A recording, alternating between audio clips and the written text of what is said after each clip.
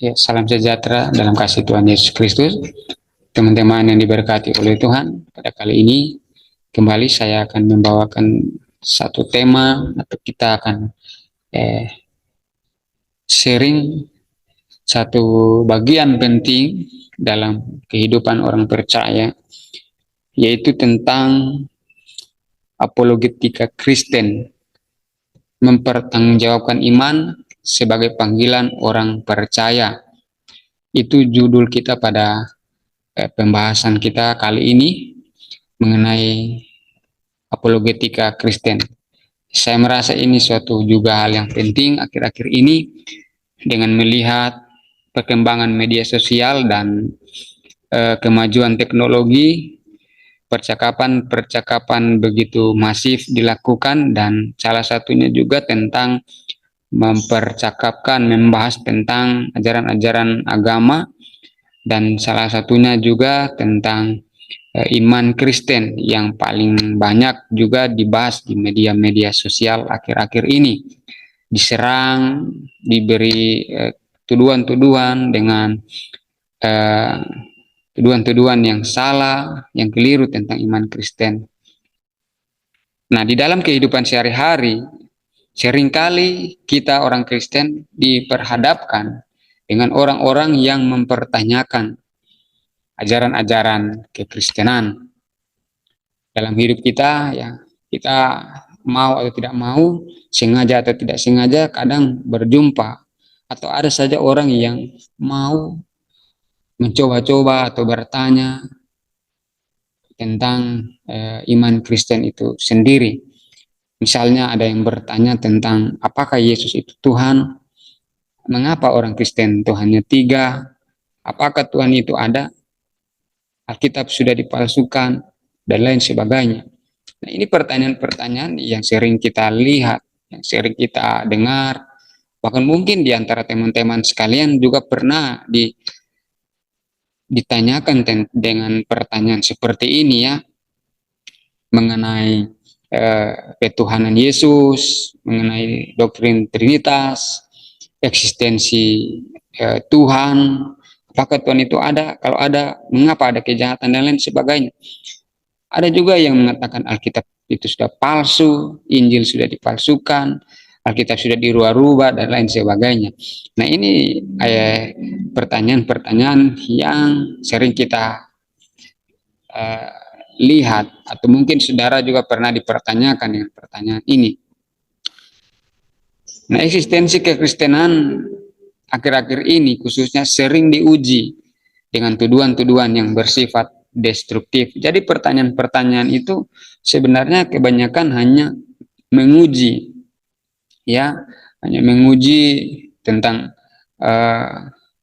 keteguhan iman kita, tentang pengetahuan kekristenan kita, seberapa jauh kita memahami tentang ajaran kita, dan semuanya itu sebenarnya hanya sifatnya destruktif, ya, yang berarti bahwa hanya sekedar mencobai, sekedar mencari-cari kesalahan, sekedar untuk menjatuhkan, dan lain sebagainya. Bukan konstruktif, ya, untuk membangun iman, tapi sebenarnya hanya untuk menyerang, menghancurkan, melemahkan, dan lain sebagainya. Nah, kalau kita tidak tahu bagaimana metode mempersiapkan diri dalam pembelaan iman seperti itu, ketika kita dipertanyakan, mengapa kamu menjadi Kristen, ya, kita kadang juga bingung bertanya, menjawab, kan. Nah, untuk itulah saya merasa apologetika ini penting bagi kita sebagai orang percaya. Tetapi tidak bisa dipungkiri, ya, masih banyak orang Kristen yang mengabaikan pentingnya pembelaan iman Kristen. Masih banyak yang mengabaikan bagian ini, dan ada yang tidak mau tahu sebenarnya, tidak mau berurusan dengan hal ini, ya, dalam kehidupan sehari-hari. Ada alasan-alasan mengapa mereka mengabaikan hal ini, ya. Ada yang mengatakan bahwa pembelaan iman itu urusan Tuhan. Jadi kita tidak perlu, masa Tuhan mau dibela? Kan Tuhan dia berkuasa, dia dapat membela dirinya sendiri. Kita tidak perlu membela iman kita. Nanti Tuhan yang membela. Itu urusan Tuhan, kata sebagian orang. Ada juga yang memang tidak suka berdebat. Mengapa mereka tidak suka berdebat? Karena banyak orang yang menganggap berdebat itu tidak baik, ya. Hanya mencari kesalahan, mencari kekurangan, saling menghakimi dan lain sebagainya. Padahal tidak selamanya juga debat itu negatif. Debat itu juga ada debat yang positif kalau kita melakukannya dengan prosedur-prosedur atau mengikuti kaidah-kaidah dalam berdebat, misalnya dialog santai, kita diskusi dan lain sebagainya. Tetapi ya karena ada orang yang memang tidak suka berdebat, mereka pikir nanti akan menimbulkan kekerasan fisik dan sebagainya. Ada juga yang beralasan bahwa, atau bukan alasan ya, atau memang ada yang tidak mau melakukan apologetika, pembelaan iman itu karena memang kurang memahami ilmu dalam berapologet itu, ya.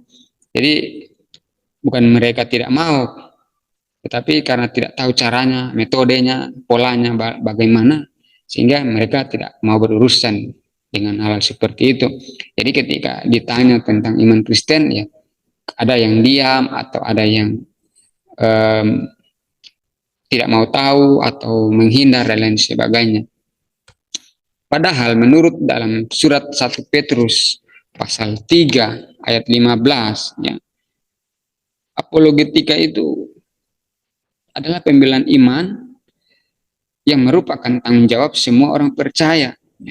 1 Petrus 3 ayat 15 berkata, tetapi kuduskanlah Kristus di dalam hatimu sebagai Tuhan, dan siap sedialah pada segala waktu untuk memberi pertanggung jawab kepada tiap-tiap orang yang meminta pertanggung jawab dari kamu tentang pengharapan yang ada padamu. Kata pertanggung jawab di sini ditulis dengan kata apologia, ya, pembelaan. Jadi ini panggilan juga sebagai orang percaya, bukan hanya penginjilan saja sebagai panggilan orang percaya, tetapi melakukan pembelaan iman juga bagian dari tugas orang percaya, ya. Pembelaan iman itu apologia, 1 Petrus 3 ayat 15. Nah, apa yang dimaksud dengan apologetika, ya? Kita masuk dalam pengertiannya, definisi dari apologetika itu sendiri, ya.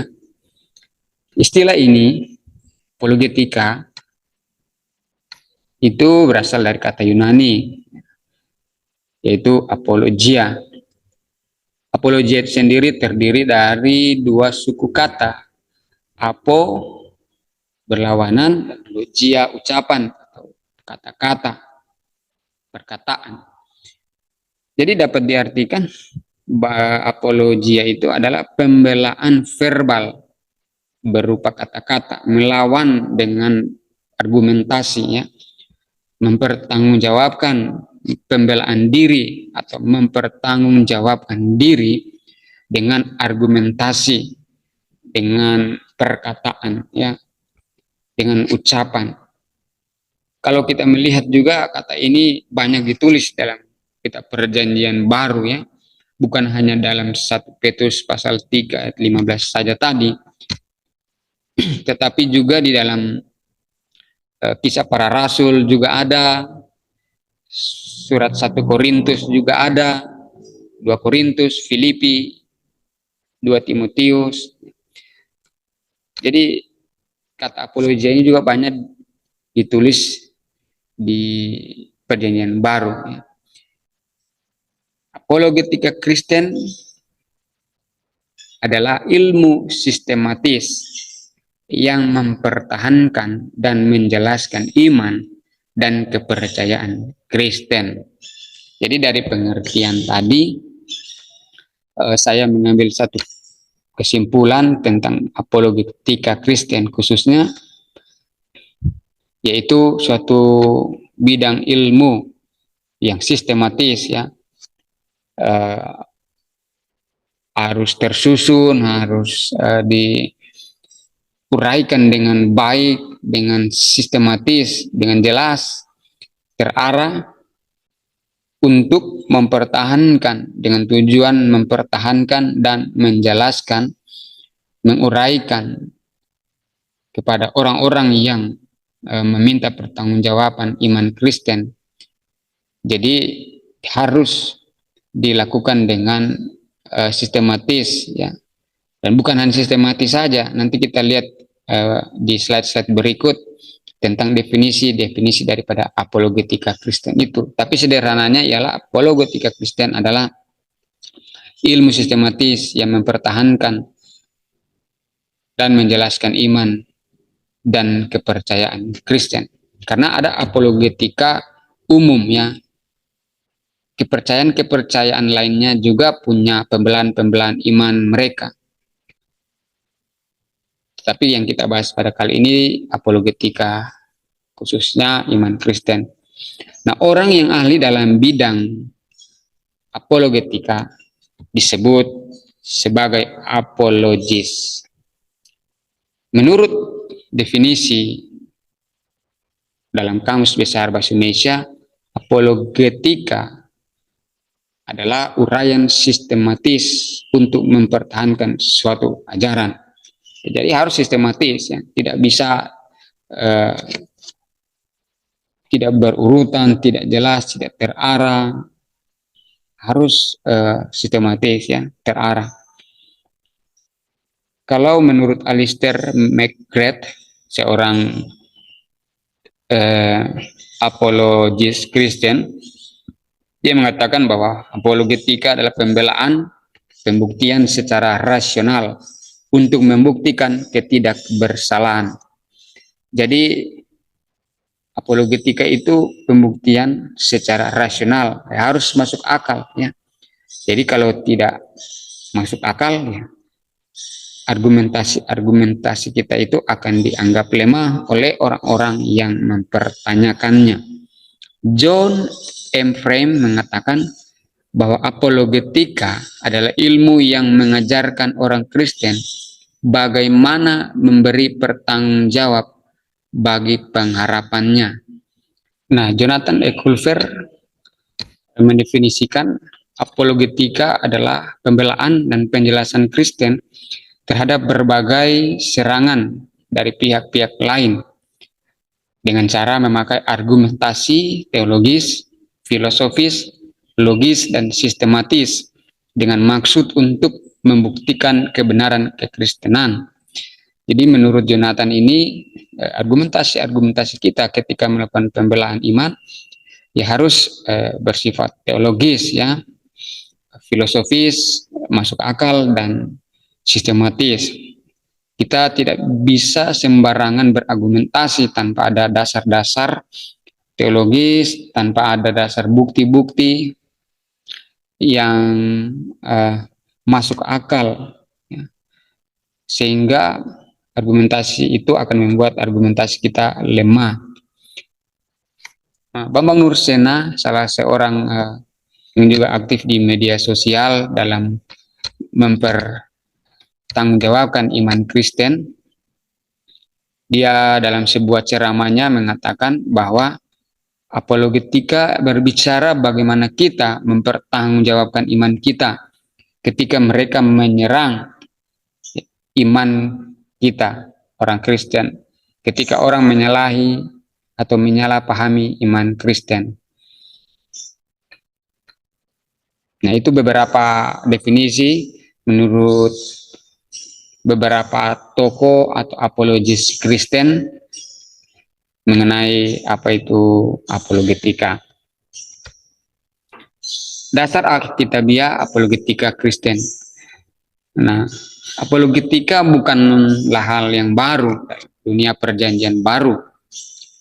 Kata apologia sendiri di dalam Alkitab digunakan sebanyak 8 kali, yaitu dalam Kisah Para Rasul, 1 Korintus, 2 Korintus, Filipi, 2 Timotius, dan juga yang sering dipakai sebagai dasar apologetika, yaitu 1 Petrus pasal 3 ayat 15. Kata kerja dari apologia yaitu apologiomai. Kata ini muncul sebanyak 10 kali dalam Injil Lukas, Kisah Para Rasul, Roma, dan 2 Korintus. Jadi ini ayat-ayatnya. Jadi banyak sekali ayat yang mencantumkan kata apologia atau apologiomai itu. Jadi kalau ayat-ayatnya banyak, jadi hal yang penting bagi kehidupan orang percaya. Jadi itu dasar Alkitabiah, mengapa kita perlu mempelajari apologetika. Kemudian kegiatan apologetika sendiri telah hadir semenjak berita Injil dideklarasikan untuk mengkonfrontasi setiap wawasan dunia yang menyimpang. Dengan kata lain, apologetika telah ada semenjak Tuhan Yesus memulai pelayanannya. Salah satu contoh apologetika yang dilakukan Tuhan Yesus dapat dilihat dalam Injil Matius pasal 22 ayat 23 sampai 33. Ada juga di kitab Markus dan Lukas. Nah, peristiwa itu di mana Tuhan Yesus mengkonfrontasikan atau melawan kekeliruan anggapan dari kalangan Saduki, ya, presuposisi, ya, keyakinan yang dianggap benar orang Saduki yang berpendapat bahwa tidak ada kebangkitan dengan 2 kunci, yaitu keliru preposisi mereka mengenai kitab suci dan kuasa Allah. Jadi anggapan dari orang Saduki, mereka memiliki satu kepercayaan bahwa tidak ada kebangkitan setelah kematian. Nah, Yesus dalam pelayanannya banyak sekali berhadapan dengan orang-orang Farisi, Saduki, ahli Taurat yang kadang mencobai Tuhan Yesus dengan pertanyaan-pertanyaan, presuposisi, anggapan-anggapan, kepercayaan atau keyakinan yang mereka percayai, yang mereka anggap benar. Dan Yesus melawan kekeliruan dari pandangan-pandangan mereka itu. Ya. Kadang anggapan-anggapan mereka itu, keyakinan mereka itu yang mereka percayai, ya, itu tidak berdasarkan kitab suci, ya, dan hanya menurut pandangan-pandangan mereka sendiri. Nah, jadi apologetika itu tidak hanya muncul dari pandangan Paulus saja atau dalam pelayanan rasul-rasul, tetapi semenjak Injil atau berita keselamatan yang dimulai dalam pelayanan Yesus, khususnya dalam Perjanjian Baru, pembelaan iman itu sudah terlihat ketika Yesus melayani di muka bumi ini. Jadi jelas bahwa prinsip-prinsip utama apologetika telah ada secara implisit, ya, yaitu dalam pelayanan Yesus, dalam pemberitaan dan pelayanan Tuhan Yesus. Memang tidak secara jelas atau secara eksplisit, karena kata apologia itu muncul dalam surat-surat Paulus, tetapi kalau kita lihat dalam pelayanan Yesus, terkadang dalam beberapa kasus dia melakukan yang namanya pembelaan atau menjelaskan atau menanggapi serangan-serangan dari orang-orang Farisi, Saduki, dan ahli Taurat. Itu juga sudah dapat dikatakan yang namanya apologetika. Ada juga contoh-contoh lain yang bisa kita lihat, yaitu khotbah Petrus di hari Pentakosta. Petrus berkhotbah dan banyak orang yang bertobat, yang menguraikan mengenai isi-isi kitab suci, Perjanjian Lama, Kisah Para Rasul pasalnya yang kedua, ya, khotbah Petrus di hari Pentakosta. Ada juga khotbah Paulus di Athena dalam Kisah Para Rasul pasal 17 ayat 16 dan seterusnya. Paulus berhadapan dengan para filsuf-filsuf Yunani di Athena. Dia berdiri di sidang Areopagus dan menjelaskan tentang Allah yang benar, siapa Allah yang benar yang layak disembah. Dia menjelaskan tentang kebenaran-kebenaran berhadapan dengan para filsuf-filsuf Yunani pada waktu itu. Dia melakukan yang namanya pembelaan iman di Athena. Juga dalam pidatonya dalam Kisah Para Rasul pasal 24 ayat 26 pembelaan Paulus ya. Kalau tidak salah itu pembelaan pidato Paulus di hadapan raja ya. Kalau Kisah Para Rasul pasal 24 ya. Ya. Paulus di hadapan Felix ya. Dan juga Paulus di hadapan Festus dalam Kisah Para Rasul pasal 25, Kisah Para Rasul pasal 26. Jadi dalam pasal 24, 25, 26 itu pidato-pidato Paulus di hadapan orang-orang besar yang mempertanyakan tentang ajaran-ajaran yang dibawanya pada waktu itu di Asia Kecil dan sekitarnya. Nah, itu contoh-contoh apologetika Kristen ya. Nah, ini suatu hal yang penting untuk kita ketahui, peran dan fungsi apologetika. Yang pertama, apologetika sebagai pembuktian. Apologetika sebagai pembuktian menjelaskan tentang upaya dan metode untuk menyampaikan satu dasar yang rasional bagi iman Kristen dan upaya untuk membuktikan kebenaran kekristenan. Salah satu contoh yaitu Yesus dan Rasul memberikan bukti kepada mereka yang mempunyai kesulitan untuk mempercayai kebenaran Injil. Jadi peran dan fungsi apologetika itu membuktikan bahwa iman Kristen itu begini ya, bahwa pandangan orang itu yang salah tentang kekristenan itu keliru ya. Jadi dibuktikan dengan dasar-dasar yang rasional ya, yang masuk akal, yang logis ya. Ketika ada orang yang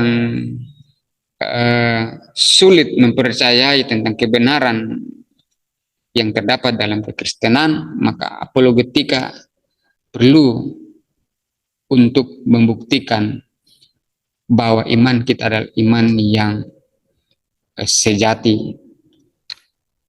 Yang kedua, apologetika sebagai pembelaan. Nah, apologetika penting untuk melakukan pembelaan. Di sini apologetika berkaitan dengan pertahanan iman, defending the faith ya, mempertahankan iman. Jadi ketika diserang, dilakukan tuduhan-tuduhan yang salah, seperti yang banyak di media-media sosial yang kita lihat, mempertanyakan tentang mengapa Tuhanmu tiga, terus kenapa Tuhan itu punya anak, kenapa Tuhan jadi manusia, kenapa orang Kristen percaya manusia sebagai Tuhan. Jadi itu suatu upaya-upaya untuk menyerang ya, iman Kristen. Maka apologetika berperan untuk melakukan yang namanya pertahanan iman, membela seperti suatu perisai yang melindungi seorang prajurit dari anak panah musuhnya. Demikianlah apologetika sebagai pertahanan iman. Kita bisa lihat dalam Filipi pasal 1 ayat 7 sebagai dasar-dasar ayatnya, Kisah Para Rasul pasal 22 ayat 1, 25, pasal 25 ayat 16, Roma pasal 2 ayat 15, dan seterusnya. Nah, yang ketiga, apologetika sebagai penyerangan. Jadi bukan hanya sebagai pembuktian, pembelaan, kita juga bisa melakukan penyerangan. Digunakan untuk menyerang kebodohan dari akibat pikiran yang tidak percaya. Kebodohan di sini dalam arti ketidakpercayaan kepada Injil ya, bukan kebodohan secara umum, tetapi kebodohan di sini maksudnya yaitu ketidakpercayaan pada Injil atau pandangan yang menyimpang, yang sesat terhadap Injil. Jadi pembelaan iman, apologetika Kristen sebagai penyerangan. Fungsi yang ketiga, peran dan fungsi yang ketiga. Menurut Robert Charles Sproul, salah seorang apologis Kristen, dia memberikan apa namanya ya, pandangannya tentang fungsi apologetika. Yang pertama dia mengatakan begini, apologetika sebagai alat pra penginjilan. Sproul mengatakan, sebelum kita bisa mengajak orang kepada iman yang menyelamatkan, kita bisa mengajak orang kepada iman yang menyelamatkan, kita harus memberi informasi atau isi dari kepercayaan yang kita percayai. Nah, jadi sebelum melakukan penginjilan, kita bisa melakukan diskusi-diskusi kecil ya, melakukan percakapan mengenai informasi-informasi atau penginjilan ya, atau membersihkan batu-batu kerikil yang menghalangi jalan untuk masuknya penginjilan. Jadi saya memberi ilustrasi seperti itu ya. Makanya apologetika sebagai alat pra penginjilan. Dan yang kedua, setelah penginjilan, apologetika sebagai instrumen pasca penginjilan, yaitu menjaga dan melestarikan iman orang percaya yang telah mengalami kelahiran baru dari pengaruh buruk dan kesesatan. Jadi orang yang sudah percaya, yang dimenangkan karena penginjilan, itu masih punya potensi untuk dipengaruhi lagi dari ajaran-ajaran yang menyesatkan, dari pengaruh-pengaruh yang buruk. Sebab itu perlu lagi yang ada namanya follow up kembali untuk menjaga iman orang yang sudah dimenangkan tersebut. Dan untuk menjelaskannya itu untuk menjaga, melestarikan iman orang percaya, maka situ juga fungsi dari apologetika ya, menjelaskan lebih jelas lagi, lebih jauh lagi tentang iman yang sudah percaya, tentang Injil yang dia terima, agar dia tidak terpengaruh lagi di kemudian hari dari pengaruh-pengaruh yang buruk. Karena ketika Injil sudah diberitakan, kita banyak melihat bahwa masih banyak orang juga yang pada akhirnya sesat. Masih banyak orang juga yang akhirnya meninggalkan imannya kepada Kristus. Karena itu tugas apologetika ini tidak mudah. Ya, dari pra penginjilan bahkan sampai pasca penginjilan, dia memiliki peran penting. Penginjilan tidak bisa dilepaskan dari namanya apologetika. Apologetika juga sangat berkaitan dengan yang namanya penginjilan. Keduanya dua hal yang penting. Kan negatif, ada apologetika positif. Dalam konteks ini, dalam konteks ini, apologis atau seorang apologetika menanggung beban pembuktian atau lebih dikenal sebagai apologetika bertahan. Pada kerangka ini, apologetika berfungsi untuk mempertahankan prinsip-prinsip iman Kristen dari serangan dan sanggahan pihak lawan. Yang mungkin dikatakan negatif karena sifatnya bertahan ya, diserang-serang terus. Jadi kalau dalam posisi seperti ini memang bisa dikatakan posisi yang kurang mengenakan ya. Dapat serangan, dapat yang namanya tuduhan-tuduhan dan lain sebagainya. Jadi mungkin itu sampai dikatakan ini apologetika yang negatif karena berada di posisi yang kurang mengenakan. Nah, apologetika positif yang kedua merupakan apologetika penyerangan. Ya. Di sini apologis mempergunakan metode dan prinsip apologetika dalam memberikan argumentasi untuk meruntuhkan preposisi dan klaim-klaim yang dipegang lawan. Ya. Jadi menurut Nas, sederhananya apologetika negatif itu berada dalam posisi yang tidak baik karena diserang, dan apologetika positif itu dikatakan positif karena berada di posisi yang sedikit menguntungkan karena sifatnya menyerang. Ya. Jadi seperti itu. Lanjut, kita masuk dalam manfaat apologetika bagi orang Kristen. Yang pertama, apologetika membantu orang Kristen untuk mengetahui mengapa dia percaya pada apa yang dia percayai. Jadi kita sebagai orang percaya harus tahu apa yang kita imani itu. Harus kita tahu apa yang kita percaya itu. Iman kita bukan iman yang buta. Iman kita harusnya iman yang jelas, yang dapat dijabarkan, yang dapat dimengerti. Ya. Nah, dengan adanya apologetika, dengan sendirinya kita akan belajar dan belajar, sehingga kita semakin percaya diri dan yakin bahwa apa yang kita percaya itu betul-betul sesuatu hal yang tidak dapat tergoyahkan. Jadi ini salah satu perannya. Yang kedua, apologetika akan memungkinkan orang Kristen menjadi seorang Kristen yang berpikir lebih baik. Ya karena sering analisa, karena sering belajar, karena sering berargumentasi, dan lain sebagainya, maka dengan sendirinya pola pikirnya, cara berpikirnya, cara menganalisa masalah, memanajemen konflik itu menjadi lebih baik. Ya. Apologetika akan membantu orang Kristen menjawab tentang kekristenan dengan cerdas. Ya. Nah, di sini salah satu manfaat penting dari apologetika.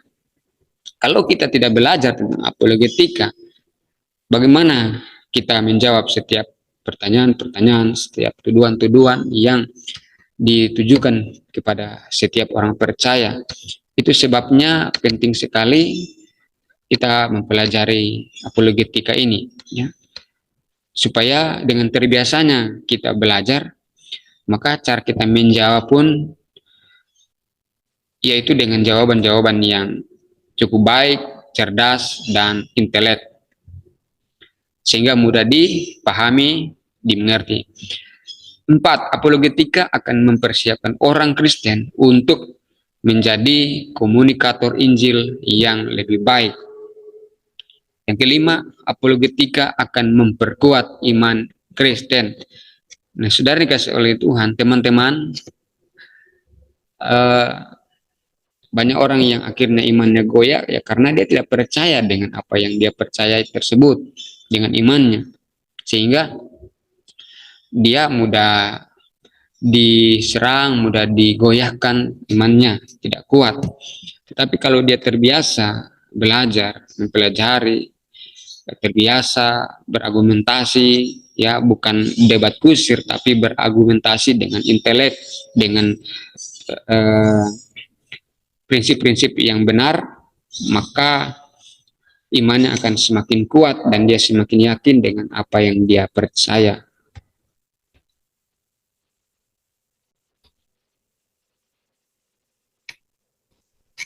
Alasan orang Kristen perlu berapologet. Apa alasan orang Kristen harus berapologet? Yang pertama, apologetika adalah perintah firman Tuhan. Jadi ini jelas ya. Dalam 1 Petrus pasal 3 ayat 15 tidak jelas ini adalah perintah Tuhan, artinya ini juga panggilan orang percaya. Siapa saja orang percaya dipanggil untuk mempertanggungjawabkan imannya. Ya. Jadi ini yang pertama, perintah Tuhan. Yang kedua, untuk melawan ajaran-ajaran sesat atau penyimpangan yang terjadi dalam kekristenan. Munculnya ajaran-ajaran sesat dan guru-guru palsu yang berkembang dalam gereja dapat menyesatkan orang Kristen dan menjerumuskannya pada kebinasaan. Nah, ini tugas penting bagi setiap orang percaya, khususnya berada di akhir zaman, di mana ajaran-ajaran sesat sudah semakin banyak masuk di dalam kehidupan orang percaya, dalam gereja, dan lain sebagainya. Nah, kalau tidak ada orang-orang yang mampu untuk menanggapi, untuk meluruskan setiap ajaran-ajaran itu, maka dengan mudahnya orang-orang percaya disesatkan. Nah, untuk menanggapi, untuk meluruskan, untuk melawan setiap ajaran-ajaran sesat itu, maka perlu sekali kita mempelajari yang namanya apologetika ini, pembelaan iman tersebut. Apalagi di zaman sekarang kita banyak melihat di media sosial ajaran-ajaran dari nabi-nabi palsu, guru-guru palsu, pengkhotbah yang tiba-tiba viral dan lain sebagainya. Maka penting sekali hal ini. Yang ketiga, apologetika memberi contoh cara berteologi yang baik. Argumentasi yang sistematis dan rasional akan menjadi contoh yang baik kepada orang Kristen bagaimana seharusnya orang Kristen mempertanggungjawabkan imannya. Nah, jadi dalam berteologi kita juga tidak boleh sembarangan, ya. Harus cerdas, harus intelek, harus dengan sopan, dengan santun dalam berargumentasi, dalam kita melemparkan argumen, yaitu harus dengan baik, sistematis, masuk akal, dan dapat diverifikasi dengan bukti-bukti dan data-data yang valid, sehingga dalam pembelaan iman kita, argumentasi yang kita berikan, pembelaan yang kita berikan, itu dapat diterima dengan baik. Ini alasan-alasan mengapa kita perlu berapologet. Tentu ada banyak alasan lain, tetapi pada bagian ini saya memberi 3 bagian saja, 3 poin. Bagaimana berapologet yang baik? Nah, ini juga salah satu yang penting. Ya, tentunya sebagai orang percaya kita harus berdoa, ya. Karena dengan doa, ya, dalam doa itu ada kuasa, dan Tuhanlah yang membuka hati dan pikiran. Kisah Para Rasul pasal 16 ayat 14, ya. Jadi kita yang berusaha, kita yang berapologet, tetapi kuasa itu semuanya berasal dari Tuhan. Nah, bagaimana kita berhubungan dengan Tuhan? Ya, kita berdoa sebelum kita berapologet. Kita memiliki hidup yang suka berdoa, sehingga dalam setiap argumentasi kita ada kuasa Tuhan, dan Tuhan bekerja dalam setiap hati setiap orang-orang yang berargumentasi dengan kita, karena ya Tuhanlah yang akan membuka hati dan pikiran orang tersebut. Kita hanya alat Tuhan saja. Yang kedua, kita harus menguasai ayat-ayat Alkitab, ya. 2 Timotius pasal 3 ayat 16, ya. Jadi penting sekali untuk menguasai ayat-ayat di dalam Alkitab, karena ketika kita berargumentasi tentu kita harus punya dasar teologis, dan dasar teologis kita, dasar argumentasi kita yang utama itu Alkitab, harus Alkitabiah, ya. Dan kita boleh menggunakan referensi-referensi lain dari luar Alkitab, sumber-sumber sekunder dan lain sebagainya, tapi yang utama ialah dasar kita, yaitu Alkitab. Sebab itu kita harus penting untuk menguasai ayat-ayat Alkitab. Mempelajari konteks dari setiap ayat-ayat itu sangat penting. Dengarkan hal yang dikatakan kepada kita untuk menemukan kesalahan logika, tujuan mencobai dan menanggapi hal yang dikatakan. Jangan cepat menyela atau menginterupsi. Jadi ketika ada orang menyerang kita, bertanya, melemparkan argumentasinya, ya kita diam saja dulu, kita perhatikan, ya argumentasinya ini apakah sesat pikir, logik falasi, ya atau hanya sekedar mencobai, menguji. Kita perhatikan agar kita tahu bagaimana cara menanggapinya dan jangan terburu-buru untuk memberi jawaban, ya. Bahkan kita harus perlu meluruskan terlebih dahulu pertanyaan-pertanyaan mereka supaya kita bisa tahu maksud dan tujuan pertanyaannya. Ini juga penting, ya. Dan ketika kita mengetahui di mana kelemahannya, dengan mudah kita akan mematahkan setiap argumen-argumen dari lawan kita. Yang berikut, bagaimana berapologetika yang baik? Yang berikut, berani, tidak takut menyatakan kebenaran. Kisah Rasul pasal 5 ayat 9, pasal 17 ayat 16. Itu ayat-ayat yang dapat kita baca. Kalau kita melihat Paulus, rasul-rasul, dan tokoh-tokoh di Alkitab, mereka berani menyatakan kebenaran, melawan setiap siapa saja yang meminta pertanggungjawaban iman kepada mereka. Antusias, tetapi jangan terlalu ofensif. Yang berikut, jangan memaksa, biarkan dia memutuskan sendiri. Jadi tugas kita hanya menjawab, mengklarifikasi, meluruskan.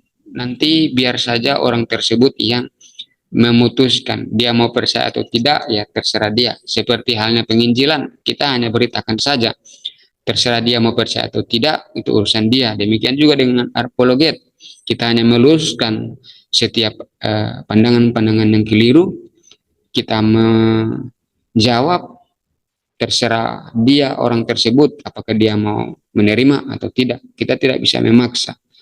Nanti karena di poin pertama, Tuhan sendiri yang akan membuka hati dan pikiran setiap orang. Kita hanyalah alat Tuhan. Ada persepsi-persepsi yang salah tentang apologetika, ya.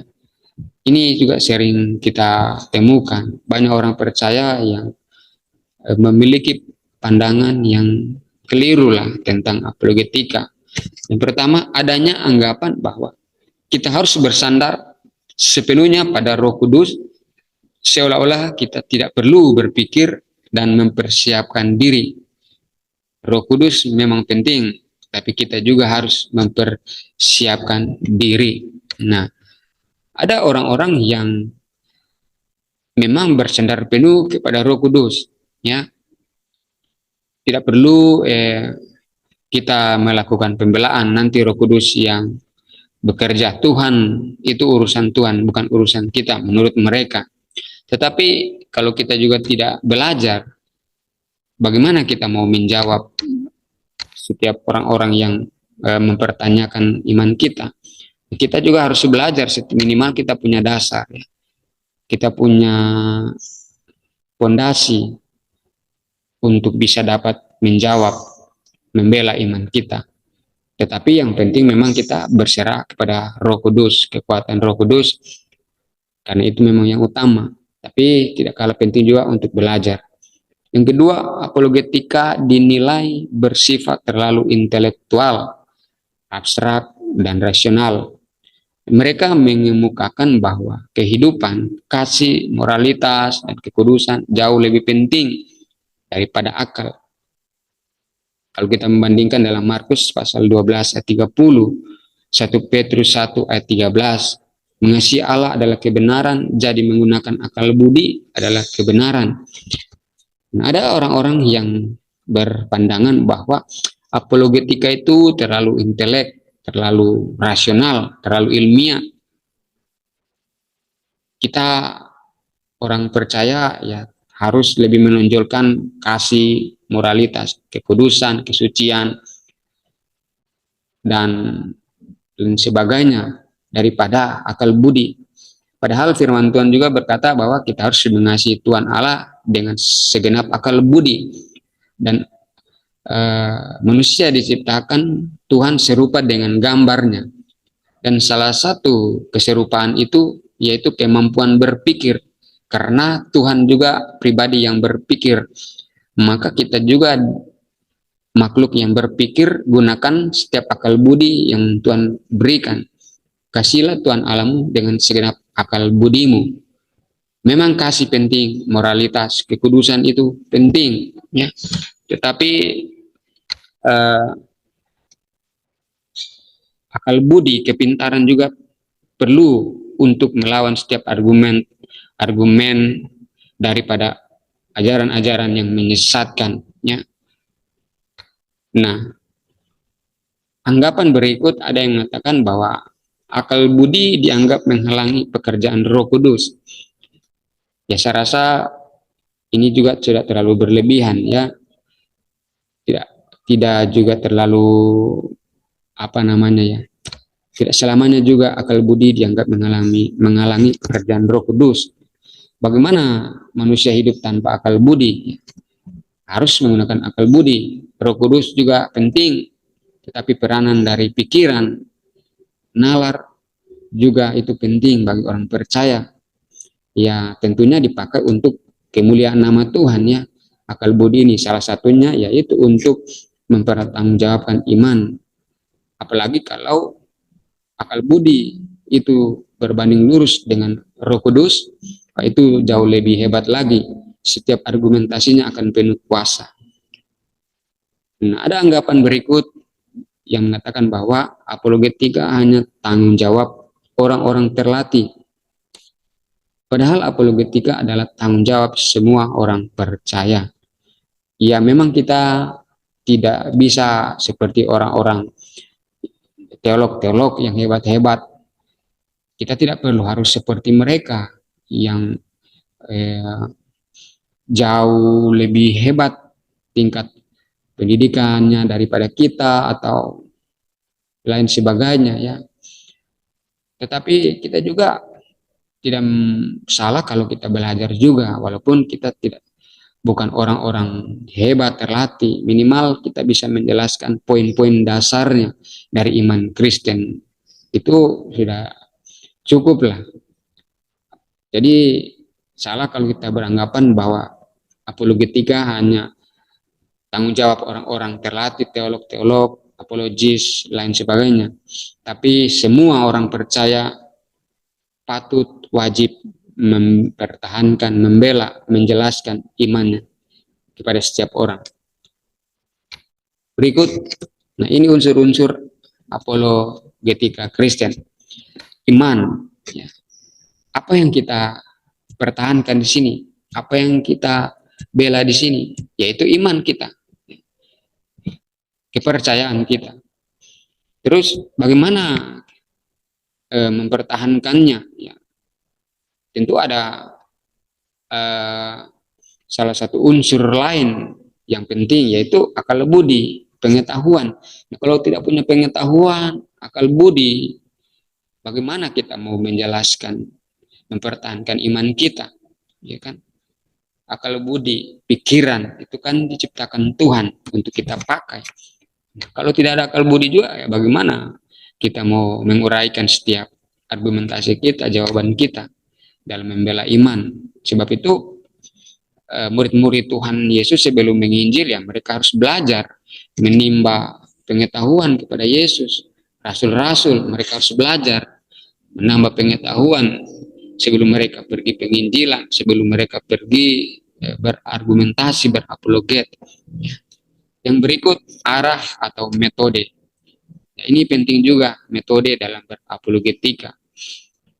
Bagaimana kita memulai percakapan, terus bagaimana kita membangun argumentasi, bagaimana kita mengunci setiap